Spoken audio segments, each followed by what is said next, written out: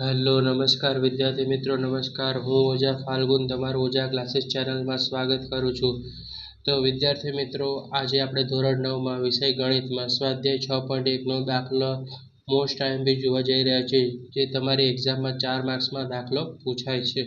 તો વિદ્યાર્થી મિત્રો ચેનલ પર પહેલી વાર આવે ચેનલને સબસ્ક્રાઇબ કરી દેજો, બેલ નોટિફિકેશન દબાવી દેજો, જેથી આવનારી યુઝફુલ વિડીયો તમારા સુધી મળી શકે છે।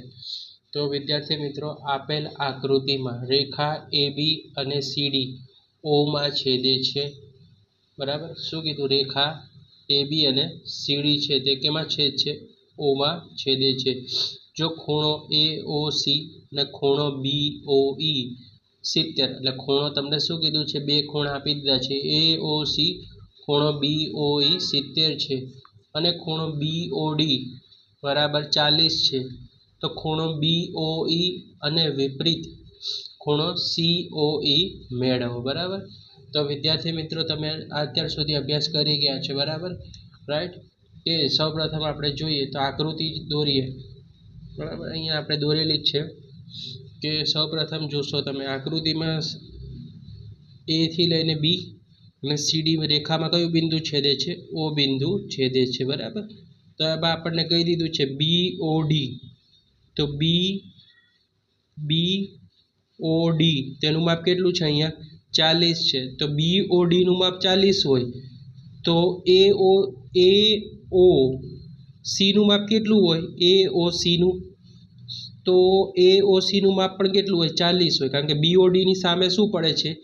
AOE 40 છે। આપણને ખબર છે કે સામસામેના ખૂણાનું માપ કેટલું હોય?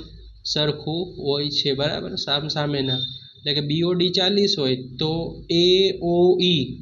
AOE નું માપ કેટલું હશે? 40 હશે, બરાબર વિદ્યાર્થી મિત્રો। તો હવે આપણે સ્ટાર્ટ કરીએ છીએ।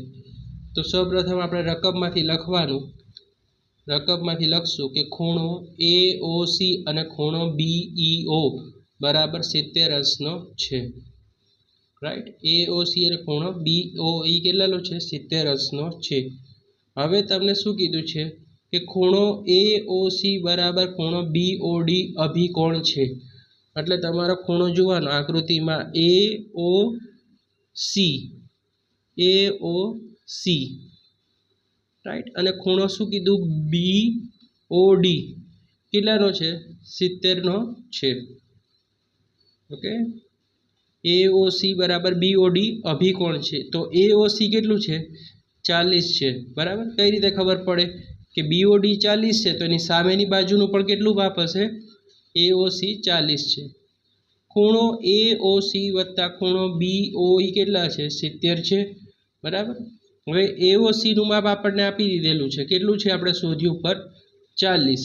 BOE નું માપ ખબર નથી, તો આપણે BOE લખ્યું, બરાબર 70 અંશ લખ્યું। BOE ને આપણે શું કરીએ? કરતા બનાવ્યા। 70 આપણે જે 70 હતા જમણી બાજુ હતા અને કઈ બાજુ લાવ્યા? ડાબી બાજુ।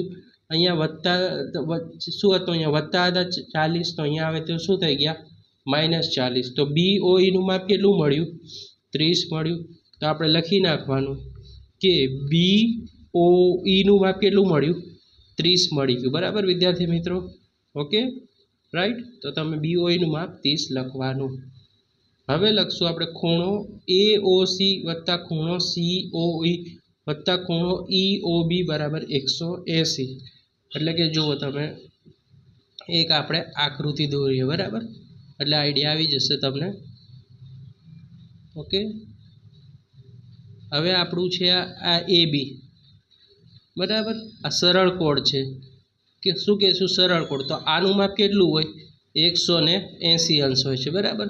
એમાં આપણને ખબર છે કે BOD, બરાબર, તો BOD નું કેટલું માપ આપણે આપેલું હતું?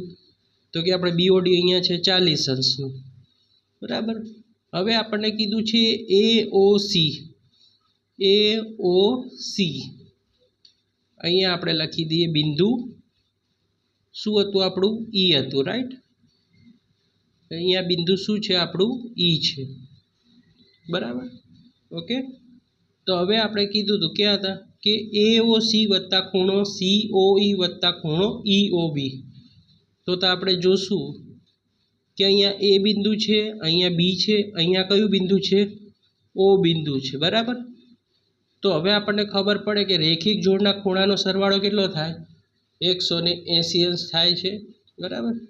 હવે એઓસીનું માપ આપણને ખબર છે કેટલું છે 40 છે વત્તા ખૂણો COE બરાબર COE EOBનું ખૂણાનું માપ કેટલું છે EOB લખો કે BOE લખો બધું સેમ જ થશે તો કેટલું છે 30 છે. એમાંથી આપણે શું કરશું 180 રેખિક જોડના ખૂણાનો સરવાળો કેટલો થાય 180 થશે. તો હવે આપણે ખબર છે કે આપણે શું કરશું તો 70 40 ને 30 કેટલા થઈ ગયા 70 થઈ ગયા 70 વત્તા ખૂણો COE બરાબર 180 તો COE જમણી બાજુ તને કઈ બાજુ લાવો ડાબી બાજુ લાવ્યા કરતા કર્યા તો 180 આ 70 પ્લસ હતા જ્યારે નીચે આવે ત્યારે શું થઈ જાય માઇનસ તો 180 માંથી 70 માઇનસ કરો તો કેટલા અંશના બની જશે 110 અંશનો બની જશે વિદ્યાર્થી મિત્રો. હવે વિપરીત કોણ એટલે શું તો વિપરીત કોણ એટલે કે બરાબર તો કે આપણે જે વિપરીત કોણનો સરવાળો કેટલો થાય 3 આપણે આખું વૃત્તાંશ દોરીએ તો 360નું હોય બરાબર છે જે ખૂણા હોય એનું શું હોય 360 વિપરીત એટલે 360 માંથી તમારે શું કરવાનું માઇનસ કરવાનું આવે. હંમેશા વિપરીત કોણ એટલે કે કોઈ પણ આખો જે ખૂણો છે રાઈટ આખો છે એમાંથી તમને 3 બાજુઓનું માપ આપી દીધેલું હતું કેટલું હતું તો કે એમાંથી આપણે એક બાજુનું માપ આપણને અહીંયા આપેલું નથી. અહીંયા જેમ કે AOE એમાં માપ છે 40 BODનું માપ કેટલું છે 40 બરાબર ઓકે.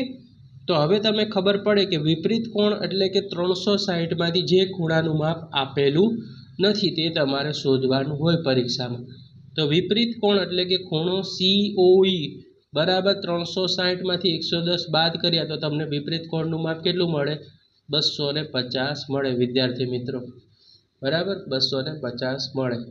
તો વિદ્યાર્થી મિત્રો વિડીયો પસંદ આવે તો વિડીયોને લાઇક કરજો ચેનલને સબસ્ક્રાઈબ કરી દેજો બેલ નોટિફિકેશન દબાવી દેજો. આવી જ યુઝફુલ વિડીયો જોવા માટે અમારી ચેનલને સબસ્ક્રાઈબ કરજો અને વિડીયો તમારા પસંદ આવે તો તમારા મિત્રો સાથે શેર કરજો.